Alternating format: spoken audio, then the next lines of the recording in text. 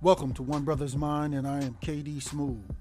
Today we will question and challenge popular information and views from a B1 perspective, while we expose the real facts you need. We do this to strengthen your logical, critical, and discerning thinking skills. Because in today's world, hard choices are mandatory and they come with consequences. So you need all the information.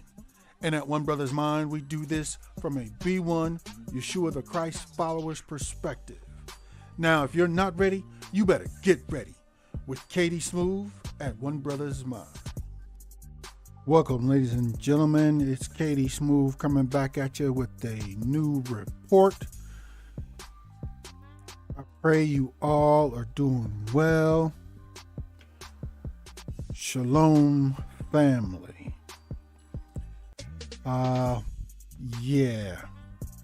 Coming at you straight out of Naptown. That's Indianapolis, Indiana. Family, we got some goings-ons in Indiana.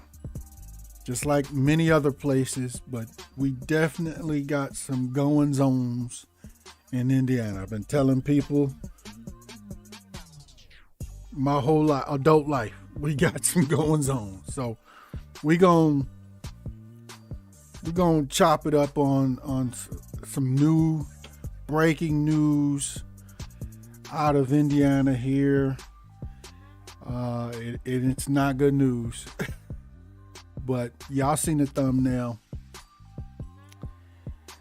Muncie, Indiana, the Muncie, Indiana Police Department. We need to talk about these.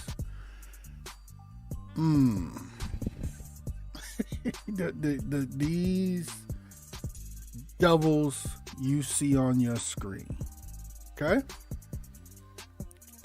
And I know you're saying, KD Smooth, why you calling people devils? And that ain't right. And woo-doo-woo. Okay, stay with me. By the time I finish showing you the receipts on this police department, I'm convinced you will agree. Okay? All right. Before we get started, remember to hit the like button, share this report on all your social media, and be sure to be subscribed to One Brothas Mind, because we try to bring you the information and facts you need. We are bringing you information that you're not going to get pretty much nowhere else. Okay?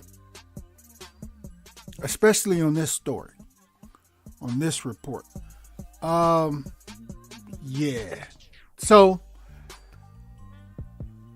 to begin, family, there was a federal lawsuit that was filed by a man named Jesse Vernon out of Muncie, Indiana, against these officers. The big name on the case is Joe Winkle. You see his picture there on your screen. Or Case Winkle, actually. My apologies. Case Winkle or Chase Winkle. And then you had Joe Caserja, Dalton Kurtz, Jeremy Gibson, and Corey Posey. And Jesse Vernon's lawsuit stems from an arrest that most of these officers made against him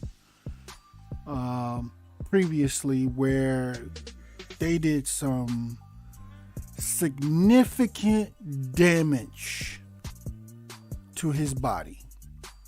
Okay? I'm going to show you some of that information here in a moment. But first, I'm going to share with you a short video clip It's a news report that gives you a good understanding of the current state or situation of this federal lawsuit. And before we start that though, I want you to keep in mind while you are listening to this video clip, I want you to keep in mind, family, that these officers stopped Mr. Vernon, Jesse Vernon, according to reports, for riding him. He stopped him and another person for riding bicycles without proper lighting. Can't talk today. Riding bicycles without proper lighting. That's what the stop was for, according to reports. So as we go through this, keep running that through your mind. Okay? All right. So let's get it real quick. We're going to share this video clip and we're going to come back and chop it up after this video clip. And of course, as always, if we get invaded by any of those colonizer invaders, we're going to delete them or eliminate them as quickly as we can and finish our video clip. Okay? Here we go. A former Muncie police officer is now a convicted felon. Chase Winkle admitted in court today to using excessive force on suspects and writing false reports to cover it up. WRTV Investigates Kara Kenny has been covering this case for the past 3 years and joins us tonight with today's developments. Some of the images. Did you hear that first part? Very important point.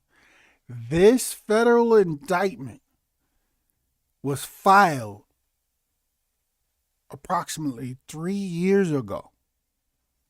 That's how long this has taken. Keep that in mind, family. Images you're about to see may be disturbing to watch. A federal judge accepted Chase Winkle's plea agreement today. By pleading guilty to 11 counts and accepting responsibility, the former Muncie police officer will likely get a more lenient sentence. Chase Winkle walked into court Monday with his attorneys on each side. You're planning on pleading guilty. Is there anything you can say to the community? There's nothing you can say right now. Like you said, we are planning on pleading guilty today. This is the first step in a process of accepting responsibility and moving on for Mr. Winkle, so we would respect that you request that you respect his privacy at this time. Thank you. Chase, are you sorry? The former Muncie police officer didn't apologize in court, but he did admit to using excessive force on suspects and falsifying reports, including Manny Montero. They told me to step out, and I stepped out, and they just started pummeling me. You know what I mean? Pretty much just beat me down. Montero's injuries were so severe he had to have surgery. In court Monday, Chase Winkle admitted to punching and kneeing Montero in the head. I was scared. I thought I was going to die. I thought they were going to kill me. Yeah. They said I'd never been that scared before in my life. As part of his plea agreement approved Monday, Winkle may have to pay restitution to his victims like Manny Montero. Chase Winkle is the son of then Police Chief Joe Winkle, who stepped down at the end of 2019. Okay. Another very important point, family. The criminal that has pled guilty to these federal charges, Chase Winkle, is this man's son, the former police chief in Muncie, Indiana's police department. This is his father. Keep that in mind, family. Let's continue. The Muncie Police Department fired Chase Winkle last month after he admitted to the charges. Winkle faces a sentence of more than 100 years in prison. However, by pleading guilty today, his sentence could be closer to 10 years. Chase Winkle's sentencing is scheduled for March 3rd at 9 a.m. He's waived his right to appeal both his conviction and his sentence. Working for you, Kara Kenny, WRTV. Now at 6, we have more details on this developing story. A total of 5 Muncie police officers were charged for their roles in using excessive force or attempting to cover it up. 3 have already pleaded guilty, including Officer Jeremy Gibson and Dalton Kurtz. They have yet to be sentenced. Officer Corey Posey is the only indicted officer still employed with Muncie Police, and his trial date has yet to be set. The case against Sergeant Joe Krasha is also still pending, and his trial is scheduled to begin on January the 13th. Okay. That gives you, family, an idea of what we're dealing with here. But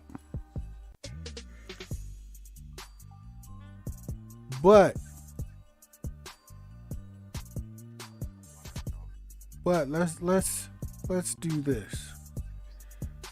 That's the current report. But family, there's a whole lot of information that was left out of the current report.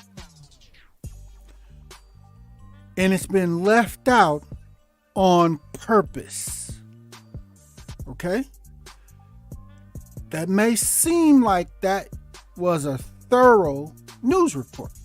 Mainstream news right here from our local WISH, WISH TV Channel 8 in Indianapolis, Indiana. But I'm going to show you how not thorough of a report that was. Because when I'm done with these receipts, yeah. All right. So you heard that limited report here in Indianapolis, Indiana on this issue. They said basically there was a federal indictment, federal charges, police brutality charges, civil rights violations. 3 officers have pleaded guilty to what they were federally charged with. We're going to go over that. 2 other officers' charges are still pending. Actually, 1 is still employed by the Muncie, Indiana Police Department. And their cases are pending and upcoming. Okay? But again, now they showed you pictures of one of the victims, Mr. Montoya. That was just one of these officers' victims. Okay? Keep that in mind. So let's dig in here, family. Again, this stems from a federal lawsuit filed by a man named Jesse Vernon, not Mr. Montoya. You saw a picture of Mr. Montoya and what they did to him. Okay? And we're going to go over that again. But the federal lawsuit was filed by Mr. Jesse Vernon. Now, a couple of quick things, family, that you got to keep in mind here. When someone files a federal lawsuit, most of the times, not only are they seeking federal indictments and, civil rights violations and things of that nature,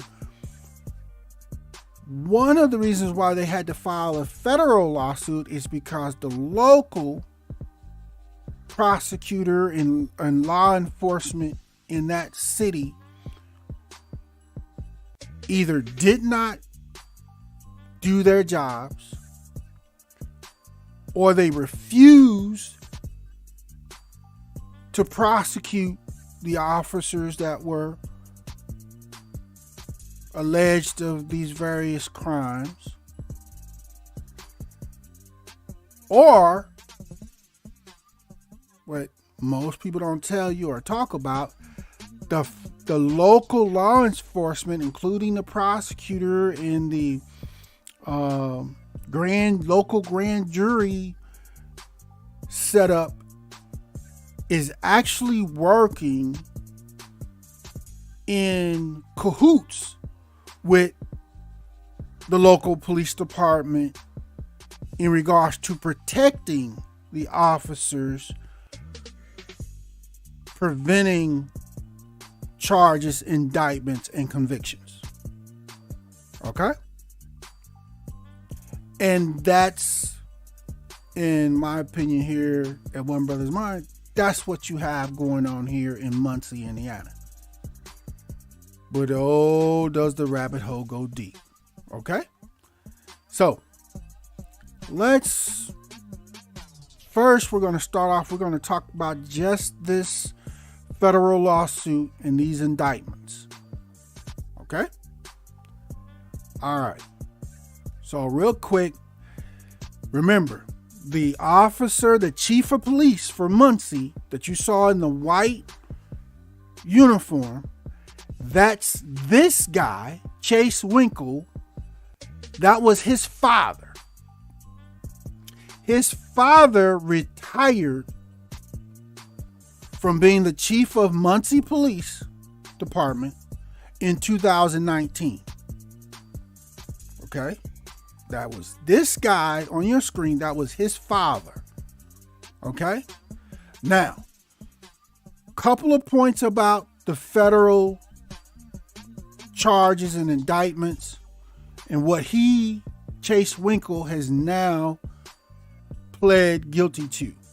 He pled guilty to 5 federal civil rights offenses for assaulting arrestees and 6 obstruction offenses for writing false reports to cover up the assaults that he committed, he and other officers. And again, he's the son of the former Muncie, Indiana police chief. This guy. Okay, so okay, stay with me. All right. So, real quick, I want to share with you some of the information, just some notes. If you have a moment to get a chance, pause this video if you need to, make it bigger. In fact, let me see if I can make this a little bit bigger for you. I would like to make this a little bit bigger for you, and I want to go over this. So I'm gonna move this around a little bit while we doing this, because I want you to be able to see this word. It's a lot of information, but we're gonna go over it really quickly. All right, Chase Winkle, the son of the former police chief who retired in 2019. Chase Winkle and another officer arrested a civilian. We're at the top line here. Identified as LG, and they go into more detail as to why they were chasing or after this LG, but we're not going to get into that. We're focusing on the actions of the officers, because what the suspects or suspected criminal or criminals did is irrelevant. Some of y'all going, what do you mean it's irrelevant? Yeah, it's irrelevant because the police officer's job is to arrest, apprehend, not beat the hell out of and dang near delete people or attempt to delete people. Okay? So, let's start it over again real quick. Winkle and another officer arrested a civilian identified as LG. LG was lying on the ground with the other officer holding both of LG's hands behind his back. LG directed a verbal insult toward the officers, and in response to the insult, Y'all bear with me. Officer Winkle, Chase Winkle, this guy on your screen, using his knee, dropped his full body weight down onto LG's neck and head area. LG screamed out in pain and yelled that Winkle had crushed his face. A few moments later, Winkle deployed taser prongs into LG's back and activated the taser. Officer Chase Winkle, the guy on your screen, use of force caused severe bodily injury to LG, multiple facial fractures that required surgery following the indictment. Officer Winkle, the guy on your screen, then wrote a false police report about what happened to cover up what he and the other officers had done. Okay? That's one instance.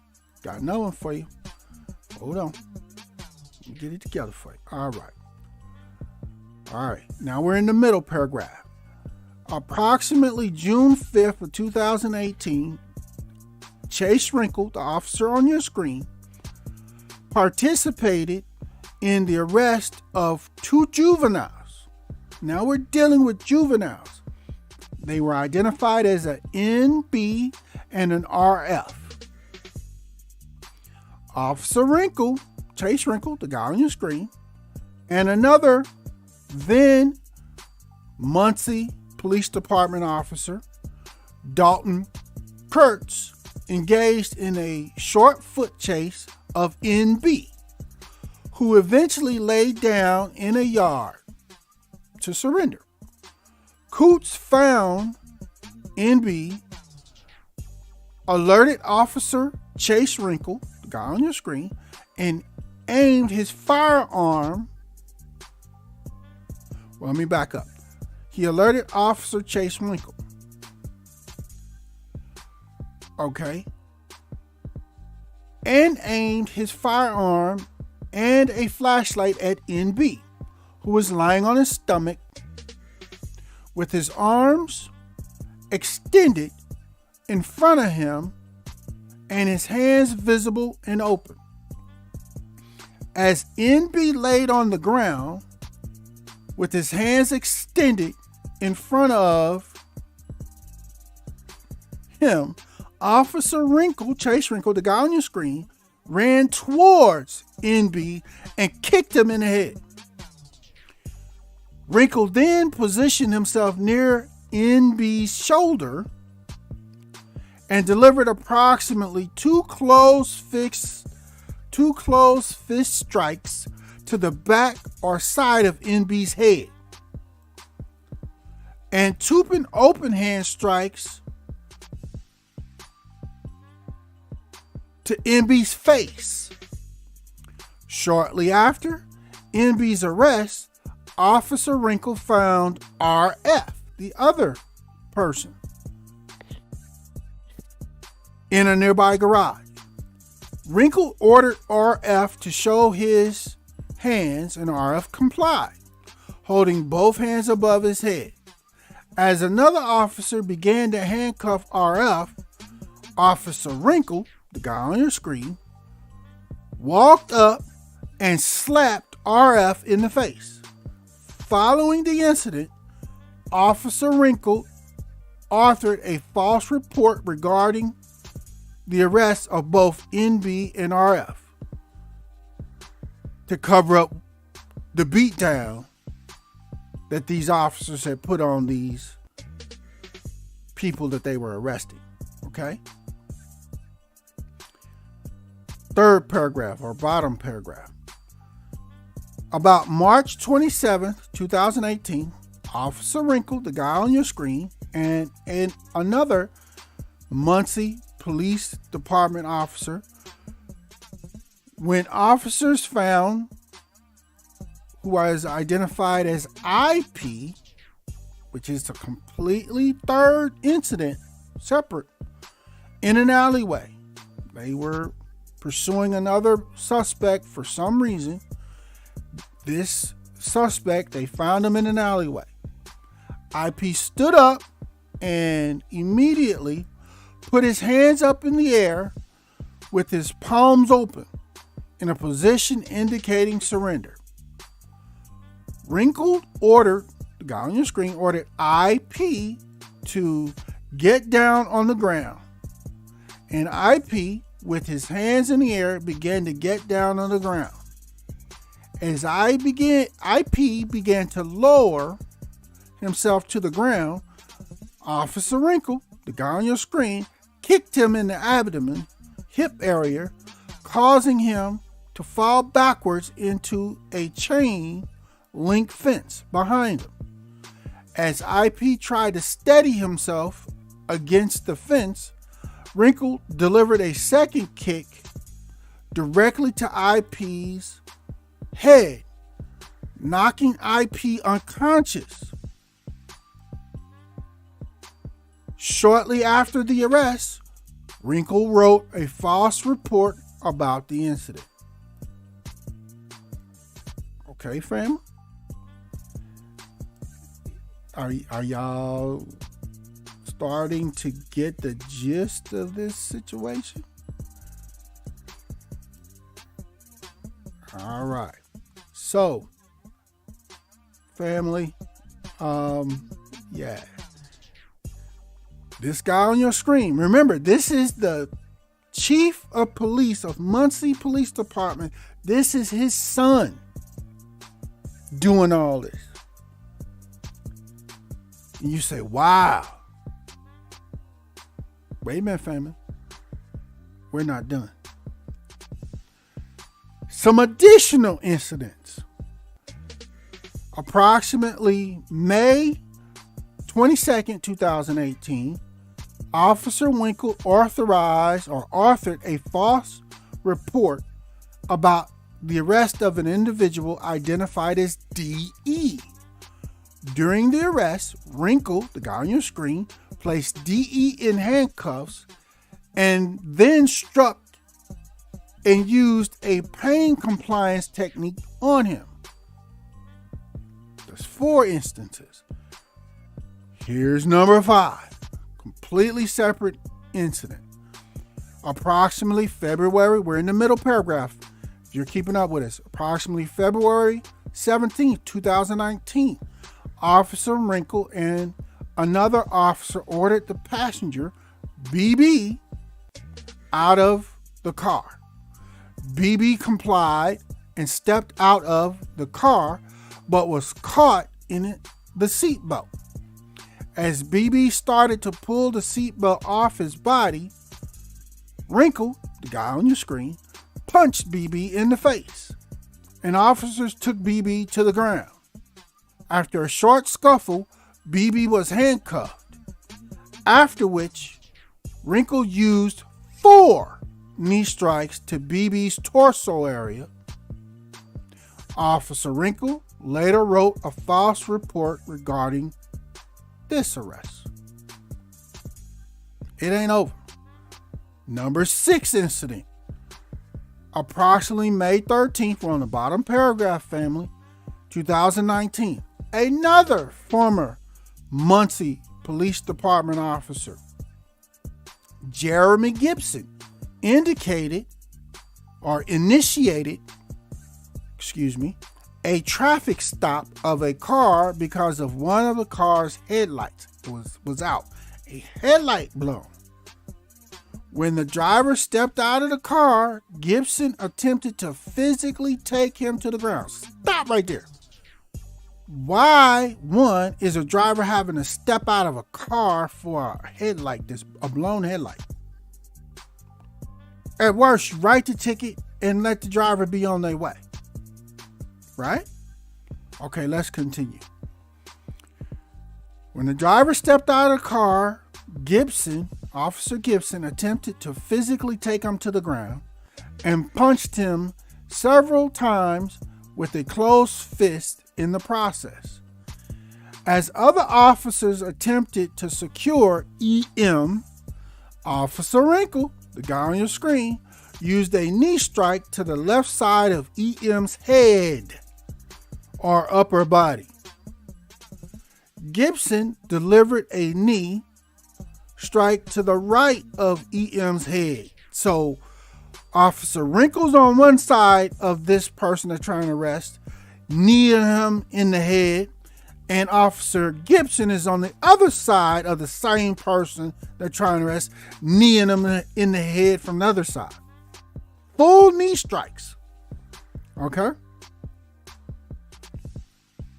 Causing his head to swing to the left back toward Wrinkle. And Wrinkle delivered another knee strike to the left side of EM's head. Following the rest, Officer Wrinkle wrote a false report about the incident. Family, all 6 of these incidents, the guy on your screen, Officer Wrinkle, Chase Wrinkle, he admitted and pled guilty to.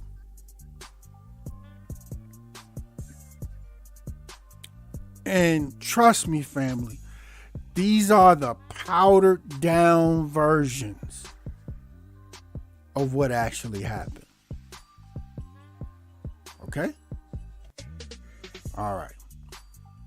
So, on the images on your screen, you see Mr. Montoya from the video earlier, and then a picture of Mr. Jesse Vernon and his injuries on the right image. Okay? Now, be clear, family. These were federal indictments. Well, let me ask you, what charges do you think these officers should be charged or convicted of looking at these pictures and hearing those 6 reports? Just those 6 reports. What charges? Of course, brutality. Shouldn't it be assault? They're kneeing people in the head. You can literally delete somebody doing that. So shouldn't that be attempted murder? As well as others? But to the right of your screen, these were the charges that this Chase Winkle and some of the other charges, but specifically, these were the charges that Chase Winkle was allowed to plead guilty to. 5 charges of deprivation of rights and 6 charges of obstruction offenses. Look at the pictures. Does that look like deprivation of rights or obstruction offenses? Okay, if you're not sure, in the top left corner of your screen, I'm actually I'm gonna blow it up for you if I can. So bear with me, family. I want y'all to be able to really see this on your screen, and then I'll take it back down here in a minute. But okay, this is this paragraph that you're seeing on your screen is written about and from Mr. Jesse Vernon, the man in the image to your right with this shoulder injury. Okay? The one that filed the federal lawsuit. Okay? So let's go over this really quick. He says, this injury is what he's speaking about. This is far more than a broken collarbone. Jesse's collarbone is wedged against his carotid artery. The surgeons were reluctant to try to repair the injury because the surgery is so dangerous. However, earlier this year, they discovered that the bone laying on his carotid artery has caused dilation in the aortic root of Jesse's heart, which is basically an aneurysm. So the surgeons went ahead and did the surgery to repair the injury, and it was unsuccessful. A few weeks after the unsuccessful surgery, Jesse had to open the same incision back up, the doctors did, and remove all of the hardware because of the dangers of it puncturing a vital organ. That is why Jesse is permanently disfigured now. Okay? That's a description of Mr. Jesse Vernon's injury in the image on the right of your screen, where his collarbone was broken and literally was laying on his aortic, his carotid artery, jeopardizing his heart. That's how bad he was injured. But again, the charges that this officer was allowed to plead to by the feds were only 5 charges of deprivation of rights and 6 charges of obstruction offenses. Where's the brutality charges? Where's the assault charges? Where's the attempted deletion charges? Right? What is it?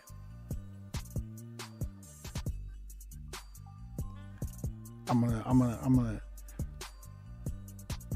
gonna show you why, or answer why I keep saying where's these other charges at in a moment. Okay, so let's move on. Now let's look at the other 4 officers. Dalton Crutz. What he was convicted of was in one of those 6 stories, 6 separate incidents with Chase. What's his name? With this guy. Let me go back and get his name right. Chase Winkle. With him. One of those stories we went over. This officer, Dalton Kurtz, was with him. Okay? And what he's pled guilty to was while they were pursuing a juvenile, and the juvenile was actually lying with his hands visible and outstretched in front of him, Officer Winkle ran toward the juvenile and kicked him in the head without justification.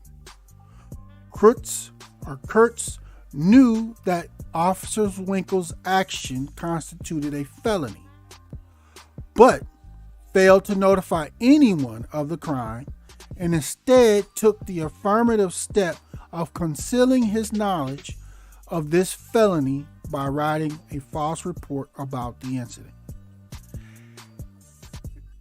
This is what Dylan Kurtz was allowed to plead guilty to.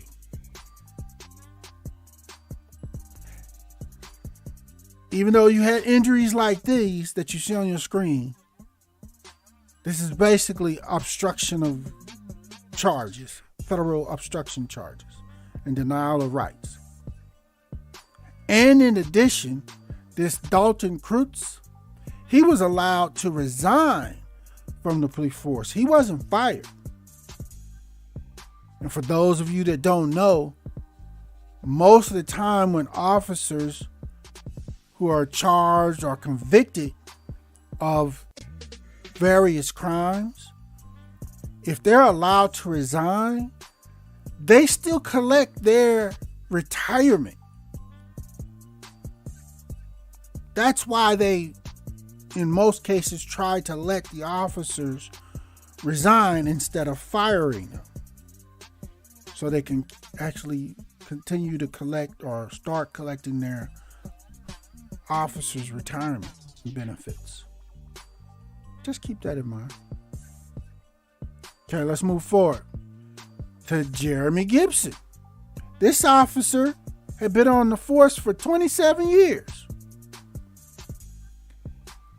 And in one of those 6 instances with Wilkins on approximately May 13th, 2019, this officer, Officer Gibson, on your screen, initiated a traffic stop of a car because of one of the car's headlights. If you remember, I read that earlier. When the driver stepped out of the car, Gibson attempted to physically take him to the ground and punched him several times with a closed fist in the process, as other officers also used force against the driver. Gibson delivered a knee strike to the right of his head, causing his head to swing to the side, at which point another officer, which was Wilkins, delivered another knee strike to the opposite side of the driver's head. And remember, this is all over a headlight being out. Shortly after the incident, Officer Gibson authorized a false report about the incident. So this is what Officer Gibson has pled guilty to. Again, obstruction of justice and denial of rights. Not assault, not battery, not attempted deletion. There's a whole gang of other charges that should be there. Right? Okay. Here are the final 2 officers on your screen. Officer Corey Posey and Officer Joe Kershaw. They are scheduled to stand trial in 2013. And still, it's been over 3 years. Okay? So,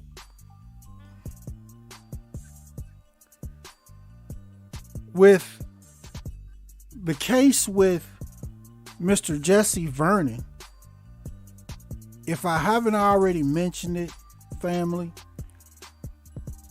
they literally, the man with the shoulder, the broken collarbone issue in the image, they literally stopped him and who he was with for riding bicycles without proper lighting. That was their suspected crime. Okay? And then once they had him on the ground, there's a video out. I'm not going to play that because it's pretty violent. Put in these officers' names and do a little YouTube searching and internet Googling. You'll find that video of their body cameras. It didn't catch everything, but it caught 100% of the audio, which is horrific to hear. But in the beginning, you'll see Mr. Jesse Vernon literally sitting on the sidewalk with an officer behind him. And the officer has already placed the cuffs on Mr. Vernon. Okay? And then as the other officers are approaching in the video, the officer that's standing behind Mr. Vernon does something that cops do all the time, but they don't report it. They don't most time get in trouble for it. It's a torture tactic that they do. They've been doing since there was cuffs invented. Some of you already know. He's sitting on the ground on the sidewalk with cuffs on. The officer's right behind him, holding on to the cuffs. So guess what the officer does? He lifts up on the cuffs.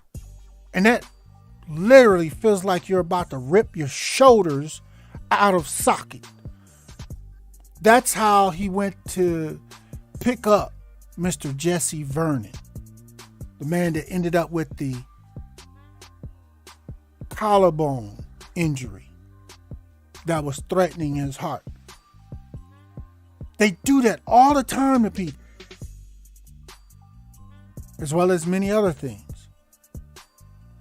But when he lifted up on Mr. Vernon's cuffs, making Mr. Vernon feel like his shoulders were about to pop out of socket in excruciating pain,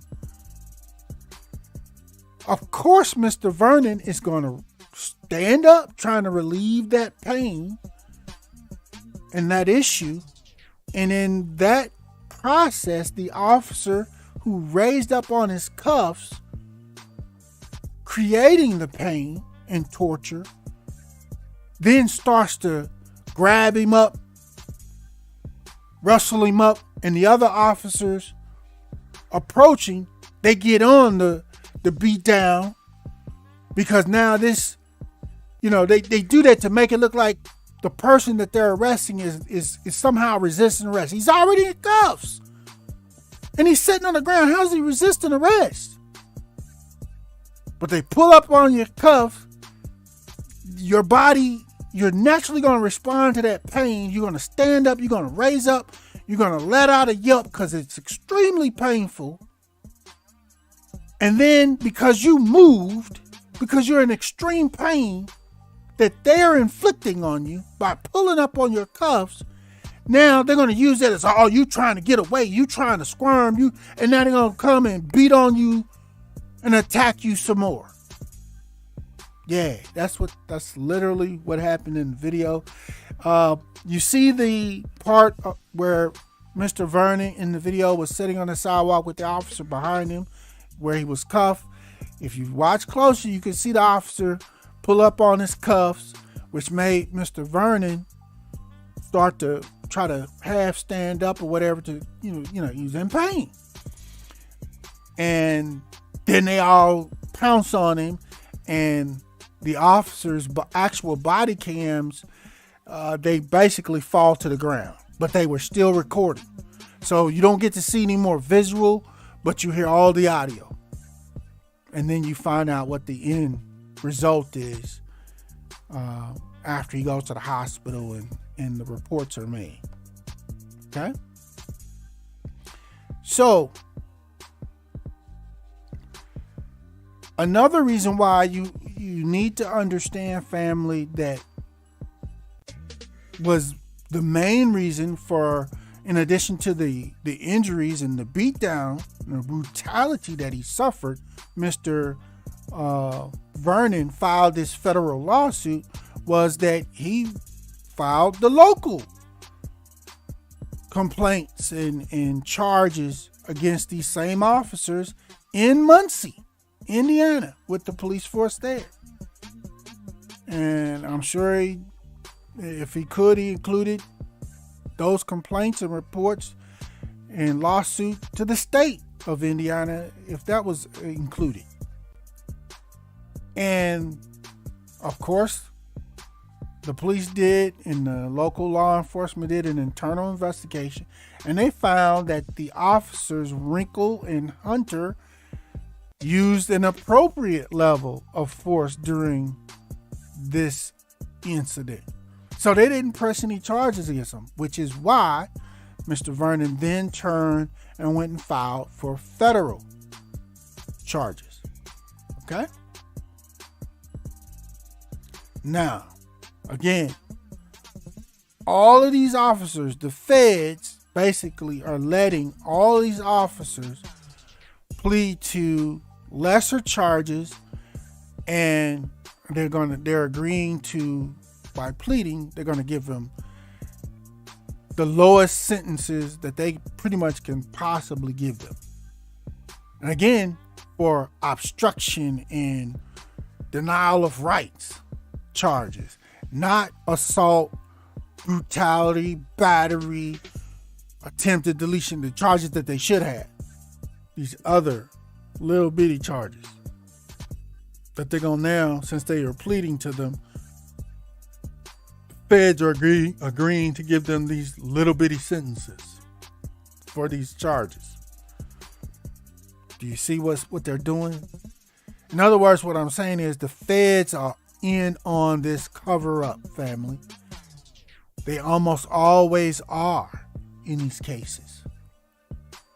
Now, the feds will say, well, We just decided that legally it was the best decision. We offered a plea deal to guarantee convictions for us, and we got our convictions on. There may be lesser charges, yeah, but we got guaranteed convictions out of it so we can get guaranteed sentence. But it's a game. It's the hustle they've been running and playing since the beginning of this country. This is another way how they make it so that authorities or police or judges or you name it don't have to be held equally accountable like every other citizen in the country is held accountable and responsible for their actions.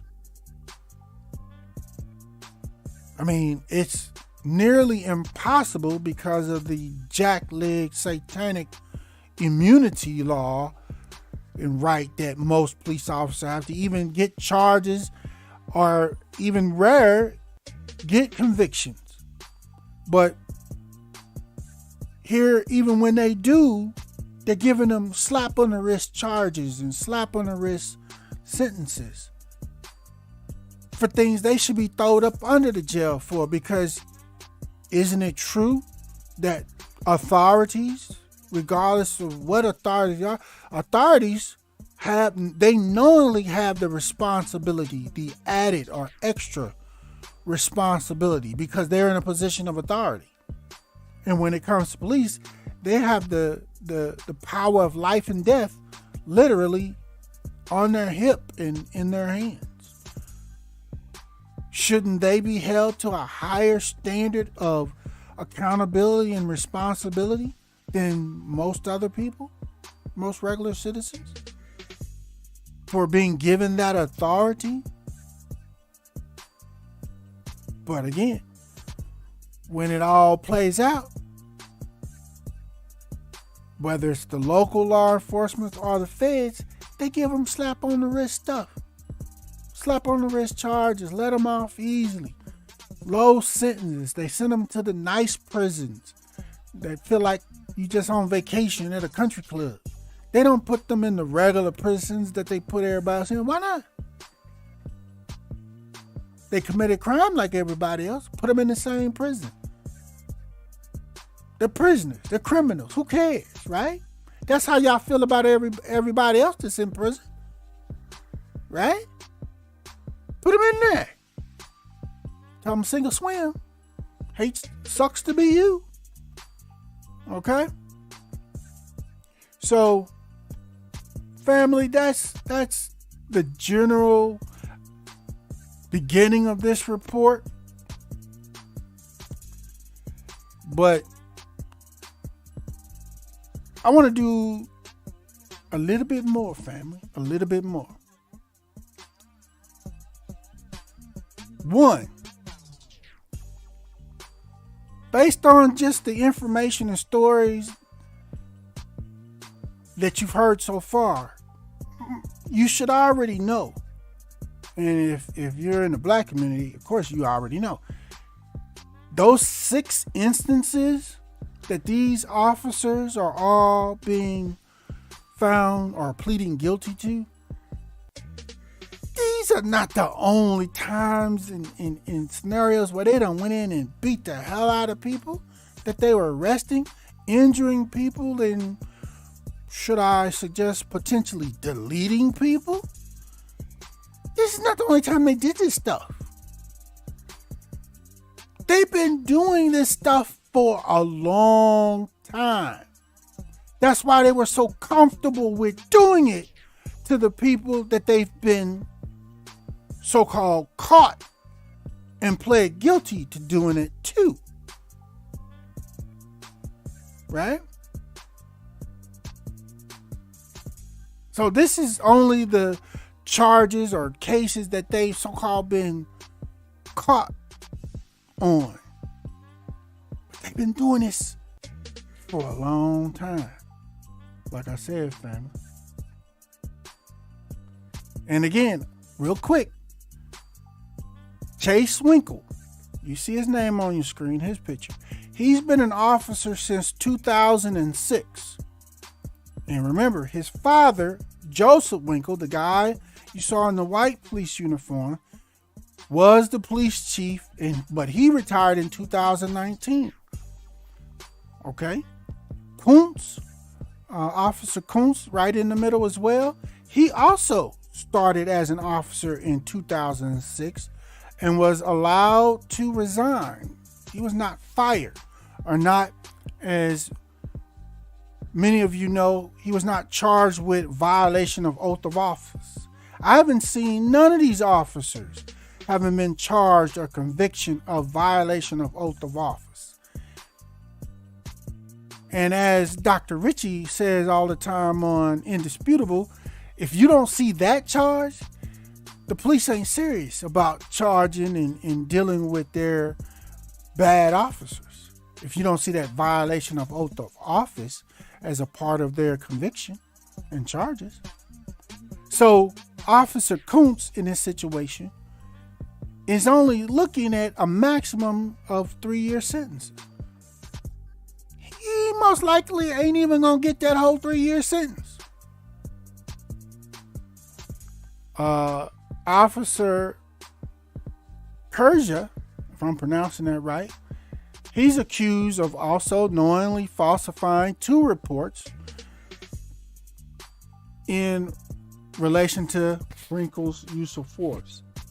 So that's the only thing he's going to be charged with. So there's not going to be any significant sentencing that comes out of his. That's why they're all pleading to these lesser charges. Officer Posey is charged with 1 count of false report and a felony, and he faces up to 20 years in prison. But he's going to plead to lesser charges and hardly get any prison time at all. I mean, all of them are going to do this. And the feds are allowing them to do this. Okay? Again, these are not the only cases. These are the cases they were caught on, but these are not the only times they've done this. They've been terrorizing the Muncie community for a lot longer period of time. In addition, I'm willing to bet on everything. It wasn't just these 5 officers and the one officer's daddy. I'm willing to put everything on that. When you got this many officers involved in this type of behavior and brutality, as we know in the black community, there's a whole lot more going on in this police department, in this community with the police. We're going to get to that in a moment. Again, where are the assault, attempted deletion, and brutality charges? I mean, they were literally kneeing people in the head, hitting people in the head and the face with their knees.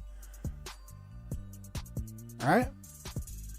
So after seeing this story, and it just popped up on my timeline a couple of hours ago, y'all, I had to go in on this. I had to put my mainstream media hat on. I said to myself, let me do what they do. Let me do what the mainstream media do. Let me do a little bit of research and see if there is any other or any additional information or situations that have happened within this Muncie, Indiana Police Department that might shed even more light on what kind of department, what the goings on, what the culture was. Let's take a look. Now, when I'm finished, family, you will, if you don't see it and know it already, when I finish showing you these receipts, you will see why Katie Smooth is telling you this entire Muncie, Indiana Police Department has been terrorizing the city of Muncie, Indiana, most likely for decades. All right. We're going to see, family, how far this rabbit hole goes. Okay. So we're going to go to it, family. Let me get it together here on your screen. Oh, boy. Let me get it together here for you. Hold on. No, wrong one. Hold on. Let me get it together for you. Let's me get it together for you. Yeah, let's make it bigger. I want to make it bigger. I want it to get bigger. Here we go. All right, we're gonna get there. Give me a moment, fam. Let me get this together. There we go. We're getting close, fam. All right. Okay. All right. So here we have a report. Like I said, I wanted to look into the more recent history to see if there was any other goings on that would be good. Because that's the first thing that mainstream media does. You know, when they report, especially on black people, they'll try to look up any and all arrests, any traffic ticket you got, anything you previously, you was late paying your taxes one year, they'll find anything and everything they possibly can. And say, well, they also previously did this, that, and the third, especially if they can find some convictions or other crimes, right? Because they want to convince the viewer, convince you to keep it 100, family. They want to convince the white viewer when they do this to us, black people. Mainstream media wants to convince the white viewer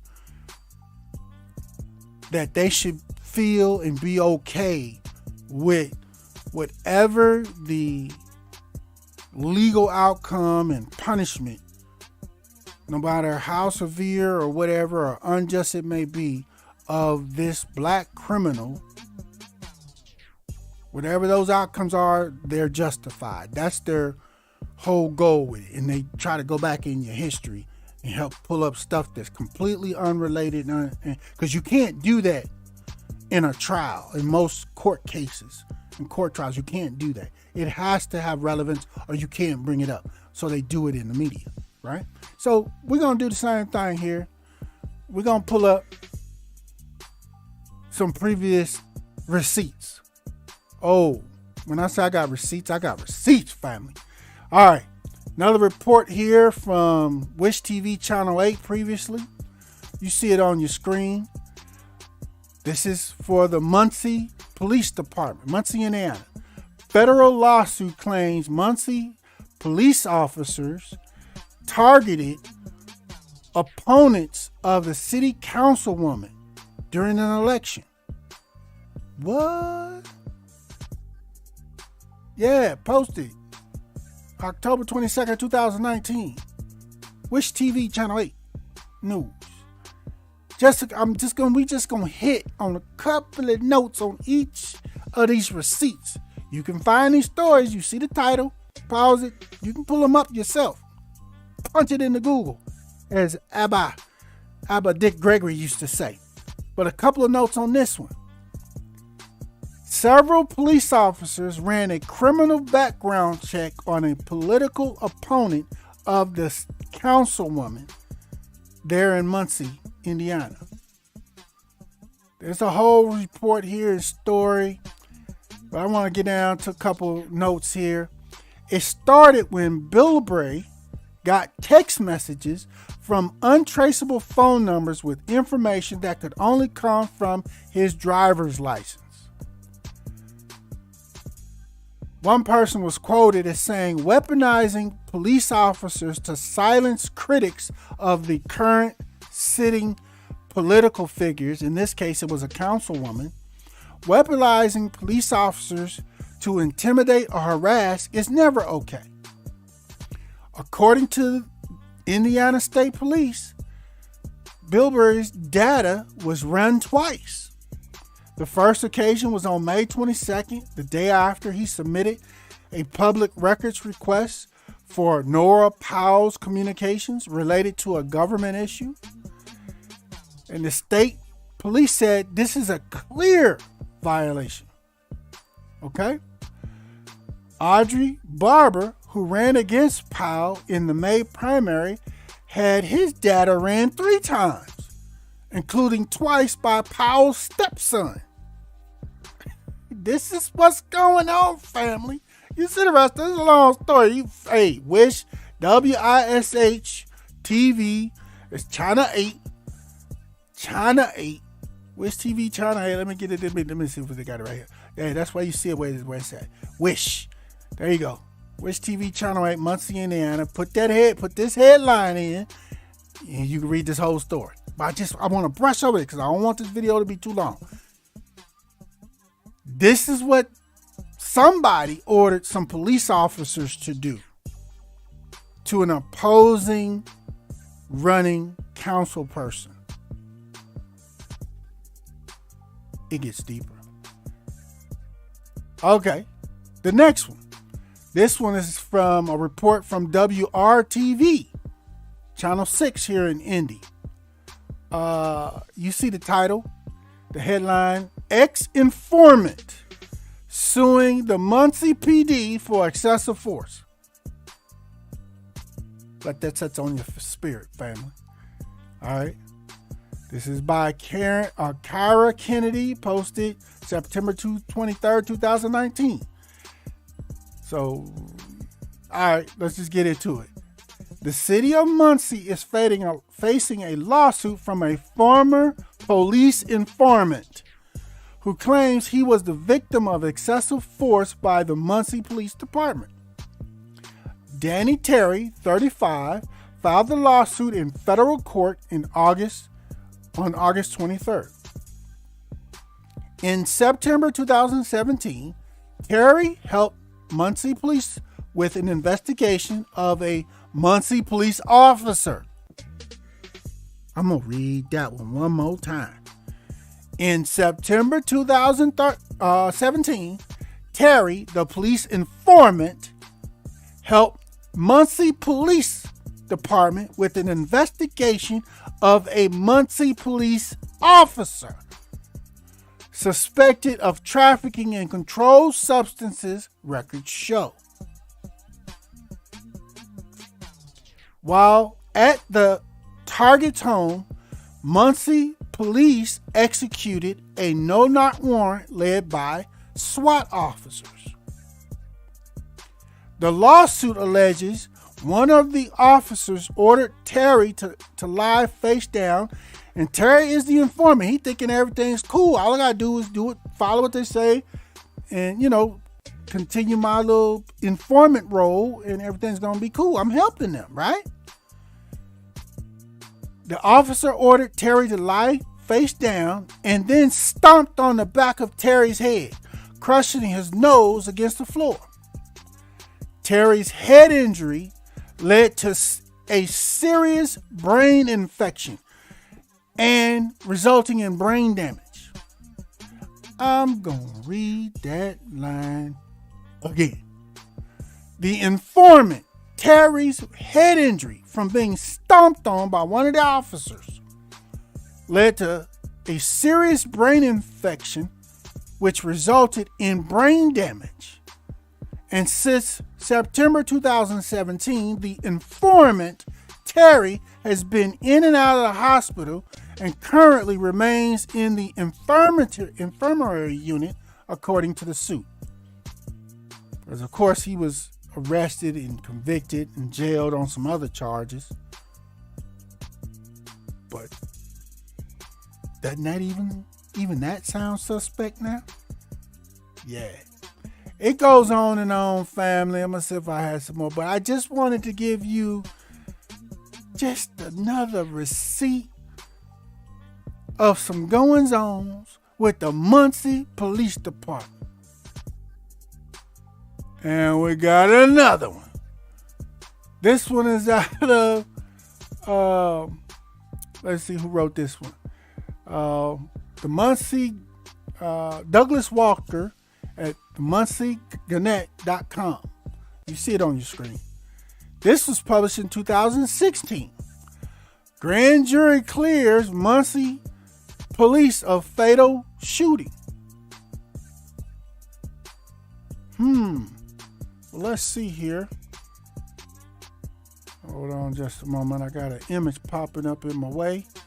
Let me get this together here, family. All right. There we go. All right. Let's get it. Muncie, Indiana. Okay. So this was an officer-involved shooting, 2016. In April,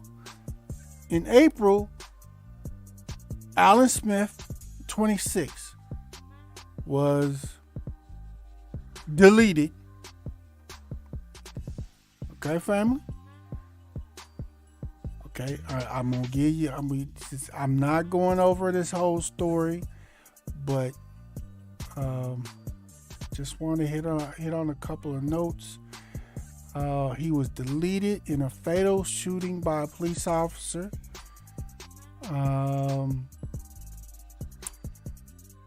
That special prosecutor assigned, and they ultimately ruled that this deletion was justified. You see here on your screen. And the officer was found not guilty. And it goes on to read a little bit here, family, that the officer was called to an address in East Muncie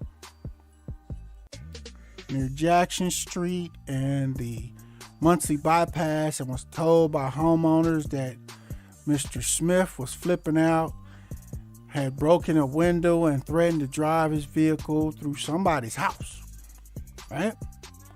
So when he arrived, they go on and talk about how the officer caught up with Smith and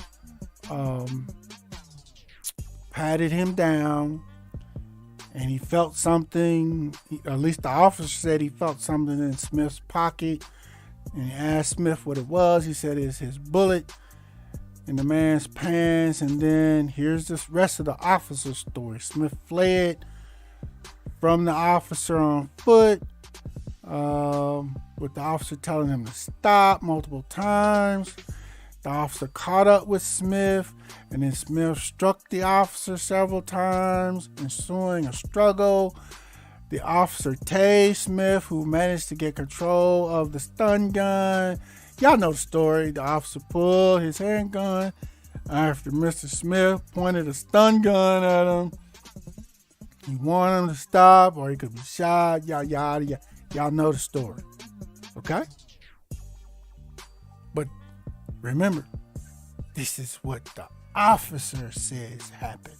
Unfortunately, Mr. Smith is not here to contend with this story. Look it up. Do your research. 2016, right here on your screen. Okay? Right here on your screen. Let me get it back on your screen for you real quick. Let me get it back fixed up for you. There you go. Douglas Walker story. Look it up. Read more detail. I just wanted to highlight some stuff for you, because we got more receipts. All right. This one from Fox 59 news report by Lindsay Eaton, August 3rd, 2015. What's the headline? Man shot in Muncie police standoff. Y'all see the rest. Dies in the hospital. Yeah, look how they getting down in Muncie, right? Just a couple highlights. This man that was shot because the police went to serve a warrant on a 35-year-old Sean Rubel. Said police also wanted to question Rubel about an auto theft, about a stolen vehicle. That's what they went to question him about. Watch this, family. Watch this. This is what the police said Rubel, the man they wanted to talk to about a stolen vehicle, said. I'm not coming out. It's not going to be easy. I've been in trouble for over 25 years and I'm not going back to jail. This is not going to end good. I have a 40 caliber and 32 rounds. This is what police say Rubel told them. Either they're going to shoot me, or I'm going to shoot myself, or I'm going to shoot them. All because of being questioned about a stolen vehicle? There's more. I'm up here with 2 gallons of gasoline, and I've already doused myself with it. And if they come in here, it's not going to end good. Then they said minutes later, Rubel jumped out the window from the second story right here. And then the police said Rubel was armed. Now, this is a standoff. They are not close. They like are across the street, or there's some distance between the officers and Mr. Rubel. They claim he jumped after saying all this. They claim Mr. Rubel jumped out of a second-story window, and somehow, in spite of the distance that they had, they could see that Mr. Rubel pointed his gun at the police. And that's when 2 of their officers fired and hit him, which ended up deleting him once he was pronounced at the hospital. Yeah. We're not done. I'm just gonna cover the information right now. Okay? That's all. I'm gonna cover the information right now. Okay? And then I'm gonna say what I have to say. Now, this is another report, Wish TV, WISH, or no, I'm sorry, this is CBS Channel 4. Let me get there. There you go. CBS 4 Web. Posted October 12, 2017. Y'all see it by Steve Stewart. Here's the headline. A lawsuit filed by what? By who? The former Muncie police chief against the city was dismissed.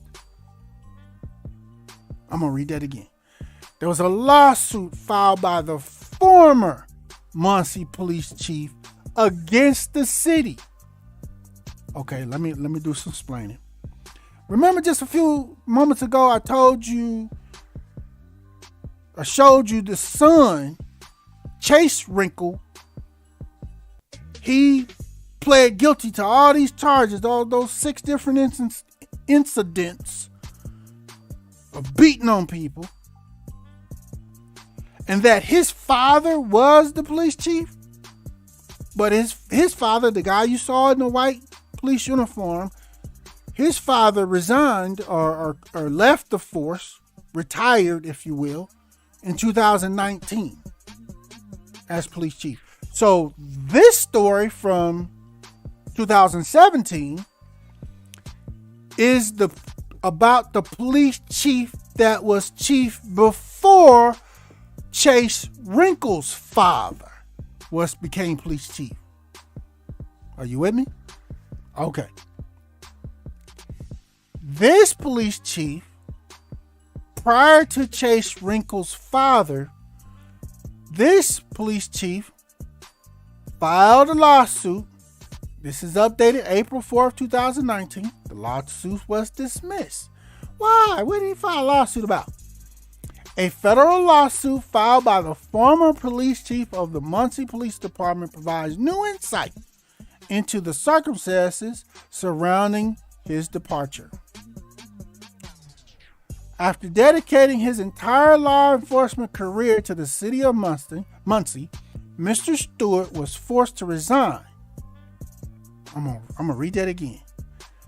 Mr. Stewart was forced to resign. The police chief of Muncie was forced to resign.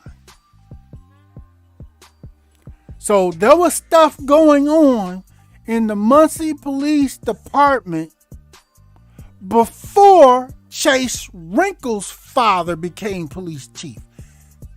That's the point I'm trying to show you, family, with all these receipts. He was forced to resign when he refused to what? To cross the line between the good guys, the good police officers, and the bad police officers and city officials. And for upholding the law, he was denied compensation and benefits to which he was entitled. They forced him to resign and they took his retirement benefits. The previous police chief. Why? Why they do like that? Why they do homeboy like that? Let's look at that. Look. The former police chief, Stewart, alleges that he endured a hostile working place. The police chief endured a hostile workplace environment after being ordered to investigate a longtime city employee who, after being fired from her job, offered to share information about public corruption if let me go back over there. Let me say that again.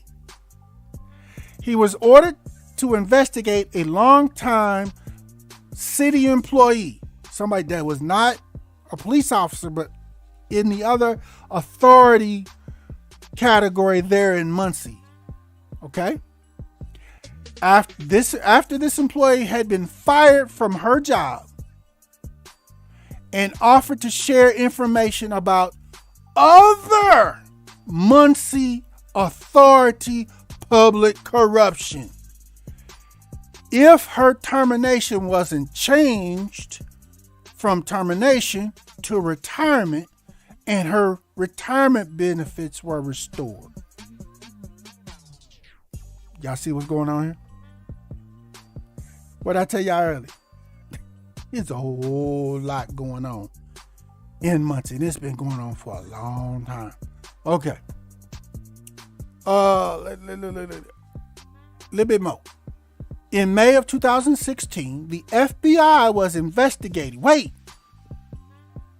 This is 2022. This is December 2022. The FBI was investigating in May of 2016 also? What the hell? The FBI been living in Muncie? Okay. In May of 2016, the FBI was investigating allegations of corruption in Muncie city government. Who's surprised by that at this point? Yeah, that mainstream media news source, they didn't give you all of this. And that was on purpose. Okay, let's keep going. The probe led to charges against Muncie Building Commissioner Craig Nichols, who was appointed by Tyler and is the son of Phil Nichols. Craig Nichols faces several counts including wire fraud, money laundering, and theft in a case focused on city contracts awarded to his private demolition companies.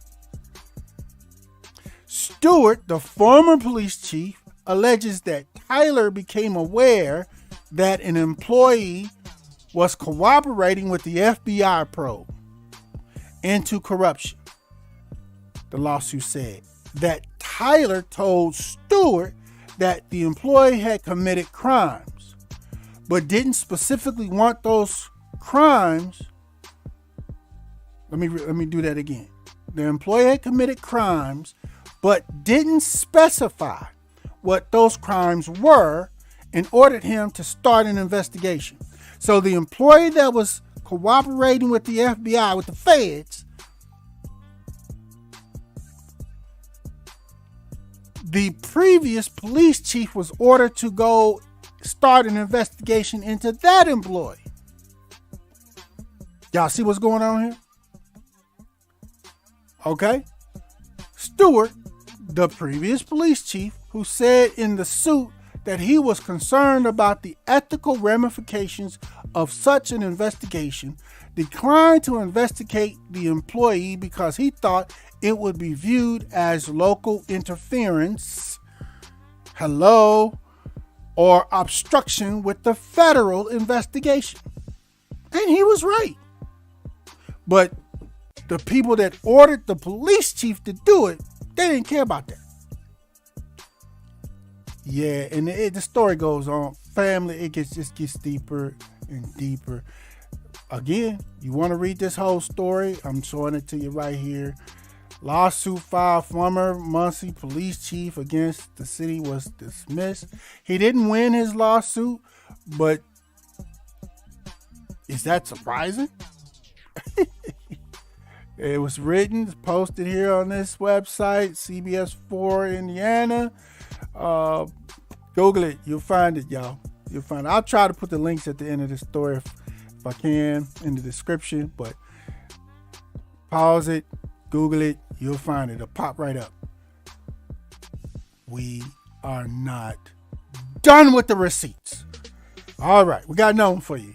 Wish TV, Channel 8, another story.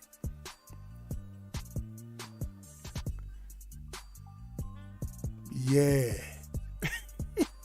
Y'all see it on your screen.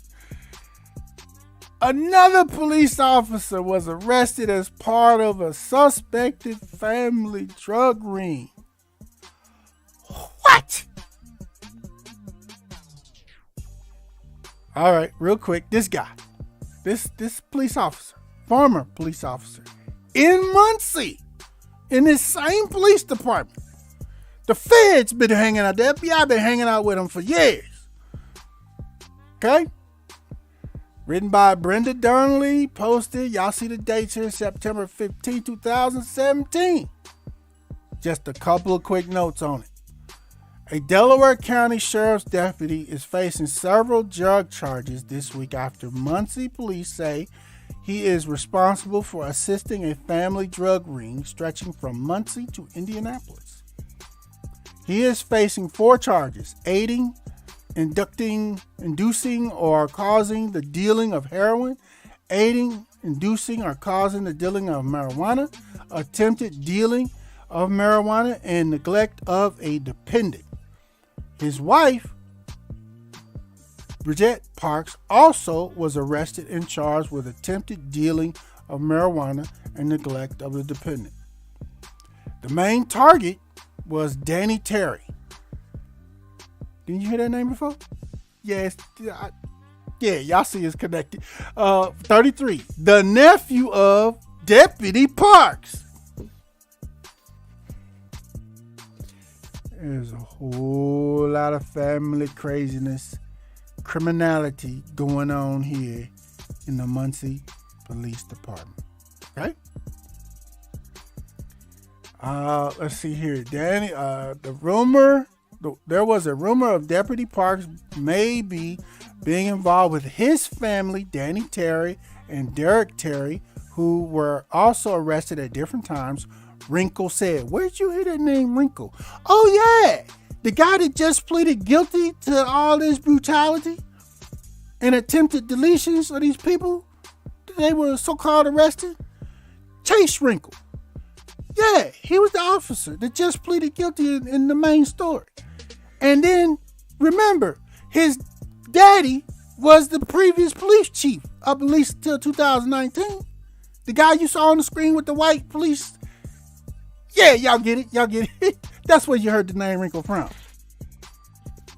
Danny Terry was arrested Sunday after a confidential informant. Wonder who could that have been? That couldn't have been the guy that was the informant that was laying on the ground that they stomped on his head, caused brain injuries. No, it couldn't have been that same informant, right? Let's move on. Danny Terry was arrested Sunday after a confidential informant had made several controlled drug deals with him. Wait now, that informant is locked up in jail right now. But if I don't know, if it was the same informant, he was working for the police. So how he end up in jail on drug charges? Okay, I'm speculating here. I don't have that information. I dug up so much so many receipts on this Muncie Police Department, I stopped. I was like, oh, this plenty. I don't need no more. Okay, so let me start over. Danny Terry was arrested Sunday after a confidential informant had made several controlled drug deals with him. During that investigation, investigators report intercepting a call between Danny Terry and Deputy Jerry Parks, the police officer Jerry Parks, where Parks provided information about an undercover narcotics officer. Go down a little further here. The assistance amounted to providing information about undercover officers, providing information about narcotic surveillance methods, location of undercover officers as well. Parks' arrest affidavit also said Parks took possession of Terry's drugs. Let me go back. The police officer, the Muncie police officer Parks' arrest affidavit also said the Muncie police officer Parks took possession of Terry's drugs for safekeeping during deals, had given Terry his Delaware County Sheriff's Office duty-issued service weapon for Terry's protection during drug deals, and provided Terry with narcotics Officer Parks obtained while performing his duties as a sheriff deputy. And it just goes on and on. Again, I'm going to show it to you one more time, y'all. This officer, Parks, is the headline. It's on Wish, WISH, TV, written by Brotha. Y'all see it. Pause it. Google this information. You can read this whole article. So, family. Nope, we're not done.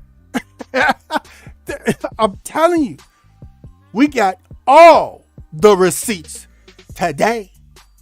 They want to always put history stuff on us when they put us on mainstream media. But notice, you saw that the original or the first video report.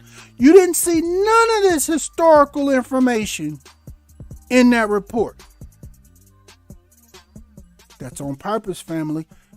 Most of the time, they purposely don't report historical information on government officials, police officers, and other so-called authorities. They do that on purpose because they only want to villainize primarily black and brown people.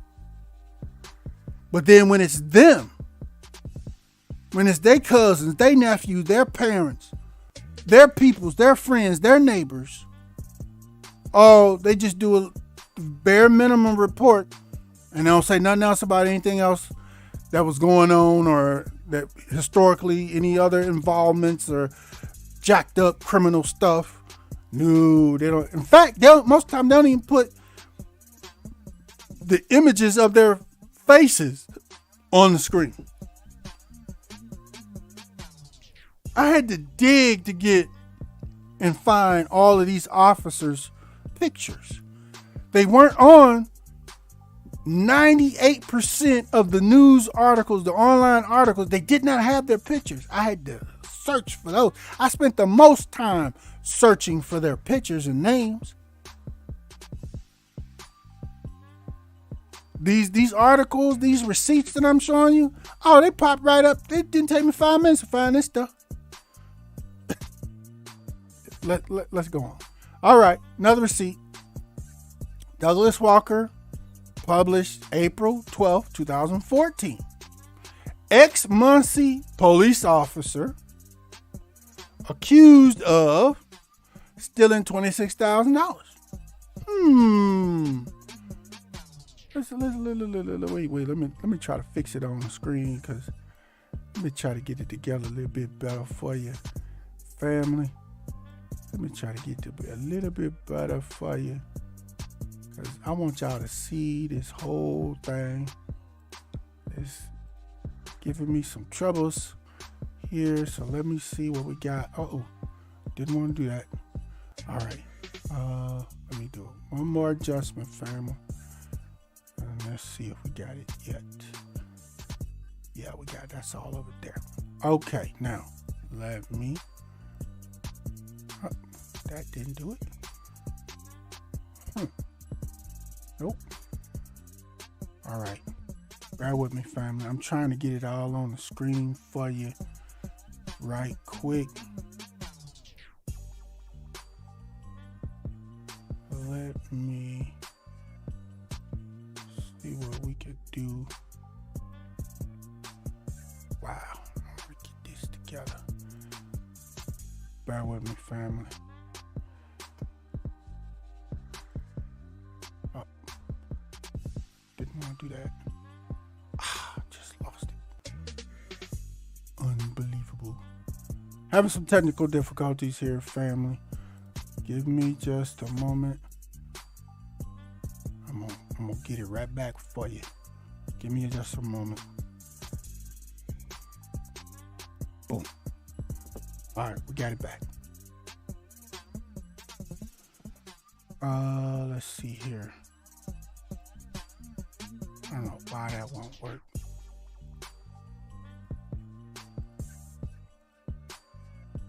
I don't know why, but we gonna figure it out. 'Cause I want to get it right for you.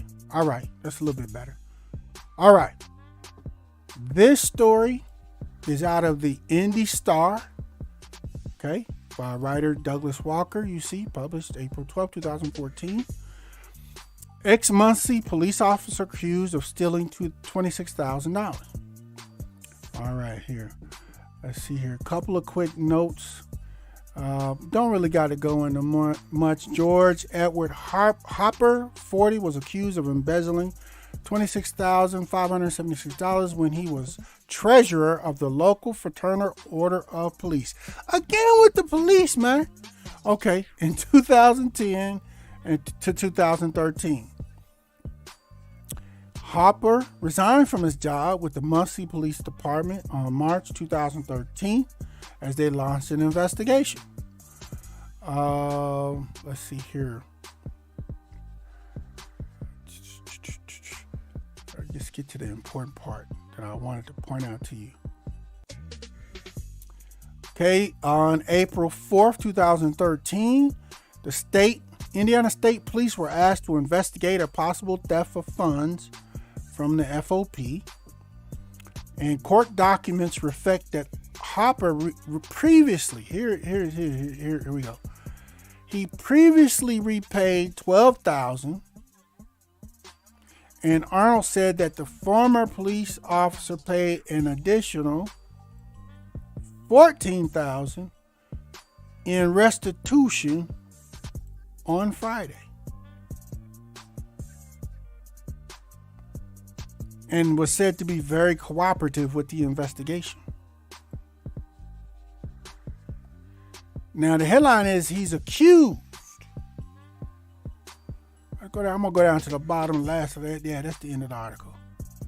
Okay, he surrendered at the county jail and was processed and released. And it doesn't say he was convicted nowhere at this time in the article. So there may be more information out there, but the point that I wanted to point out is this. Hopper previously repaid $12,000, and Arnold said that the former officer paid an additional $14,000 in restitution on Friday. Family, don't this sound familiar? I thought the law was when you steal something, you get charged with theft, and if convicted, you go to jail. You get sentenced with felonies of theft, and you go to jail. Where all this repayment stuff come from, or recovering the funds come from, and no mention of nobody going to jail? Think about it. Is there somebody else that has stolen a whole bunch of money, way more than this, but they still ain't arrested him either? Can you say Brett Favre? and all them other Mississippi officials that's in on that? Who they done arrested locked up? The state officials is talking about we're trying to recover the money. They ain't said nothing about arresting who stole it. What happened to the law? I dare you to go steal some candy out your neighborhood candy store and see what happened to you. They're going to throw you under the police car, drag you to the station, and throw you under the jail. They ain't going to let you go in and go, well, I got the money. Let me go and pay for it. Or let me pay you back. We don't have to go through all this. They don't let. Okay, fam. So, again, we're just doing what mainstream media always does to us. Because that door swings both ways. Now, when I said earlier that they've been doing this type of stuff and more for a long time, for decades, y'all thought I was tripping. Now, what do you think? Yeah, you see, you just got a taste at how far in Muncie the rabbit hole goes. There you have it, family. I just wanted to, do a report on this. This is insane.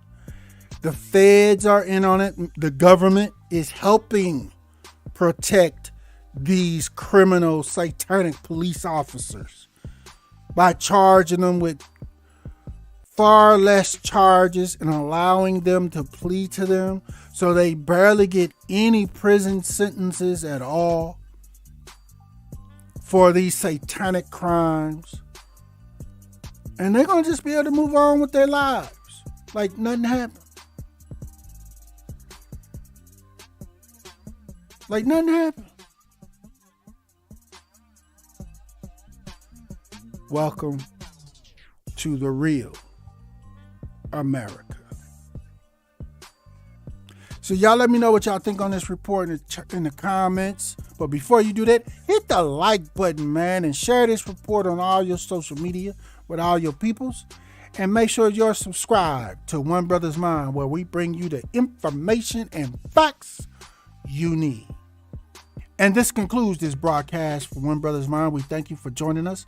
And as a part of the new Black media, B1 choices are mandatory and being on code is required. But never fear, Yehoshua HaMashiach is with you always. Shalom.